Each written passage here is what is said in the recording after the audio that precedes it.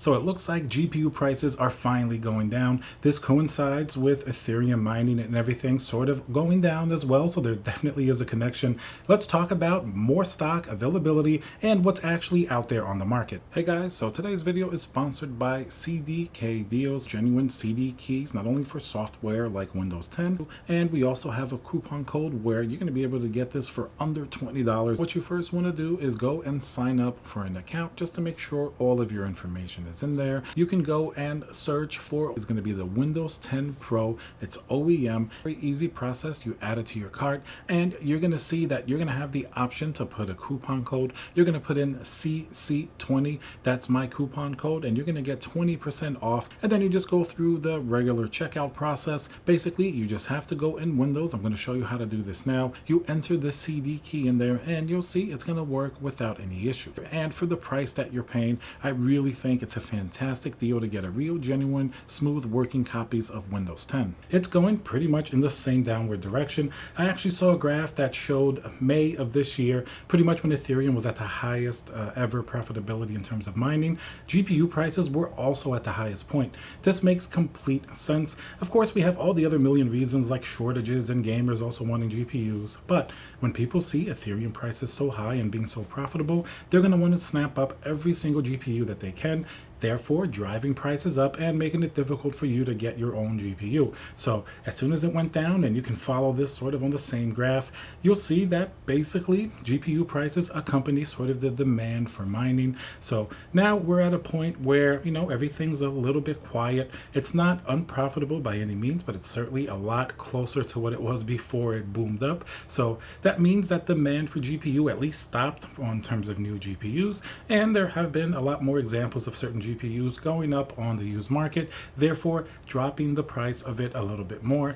And remember, we did have a few GPU releases as well. We had the 3070 Ti, which is a little bit of a sketchy launch because in some cases a lot of people were not able to get it, much like the other GPUs, but it doesn't seem to be completely existent on the market like we saw with the 3070 or even a 3060 Ti. It seems like it's definitely not necessarily a paper launch, but definitely heading in that direction.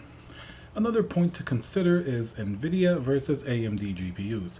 Of course, AMD GPUs are highly competitive this generation in terms of their performance. 6900 XT, 6800 XT, they're all really fantastic GPUs, but you'll notice that their pricing has stayed, high over time, but it hasn't followed the same trajectory as Nvidia, simply because in terms of the mining efficacy, the AMD GPUs are not as efficient and they really don't produce the same results. For example, an Nvidia 3070 is going to have basically the same hash rate as a 6900 XT, more or less, and of course it's going to be generally a considerably cheaper GPU. Even on the second-hand market, we could easily find a 6900 XT reference model somewhere from like 16 to 1700, while some 3070s were 13 to 1400 depending on the model.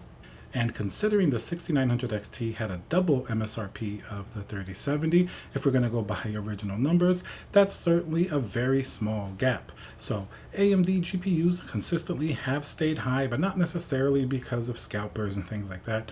I did a video recently where I went into Micro Center, and as you would see it, you have only AMD GPUs on the shelves.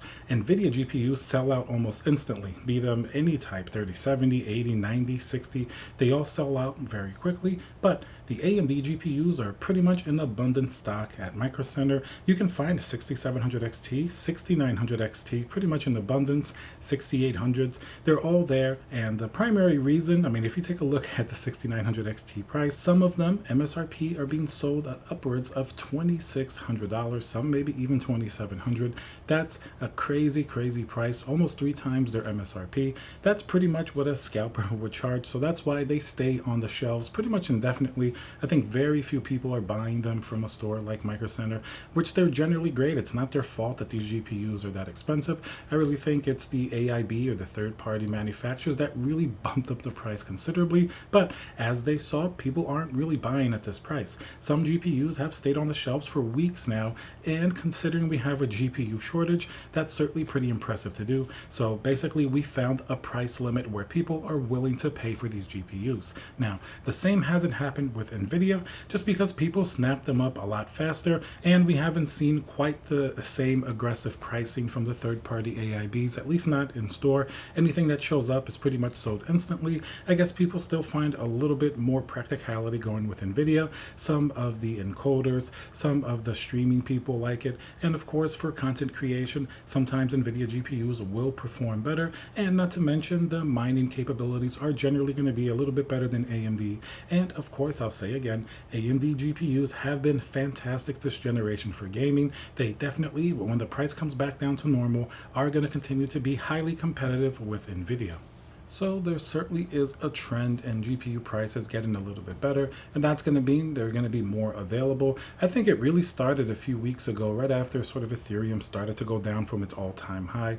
Basically, seeing these more expensive GPUs like at Micro Center stay on the shelf without people buying them, that was the first indication.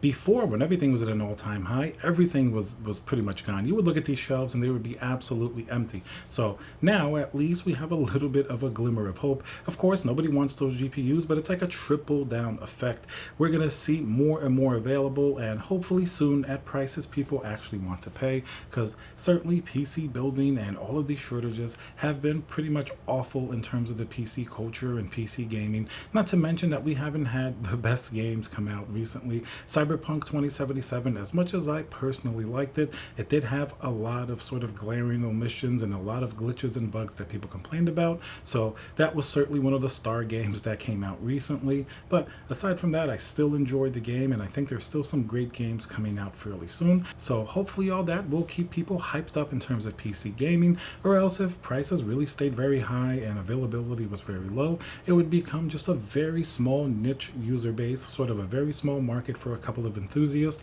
while I think most gamers will jump ship to maybe like handhelds or mobile gaming or even PlayStation and Xbox. I'm sure that recently, with people not being able to build a PC, that has already happened to a certain extent. Alright guys, so let me know what you think about GPU prices going down. What have you seen so far, and what do you think the future holds? Remember to subscribe, smash that like button, and I'll see you guys on the next video.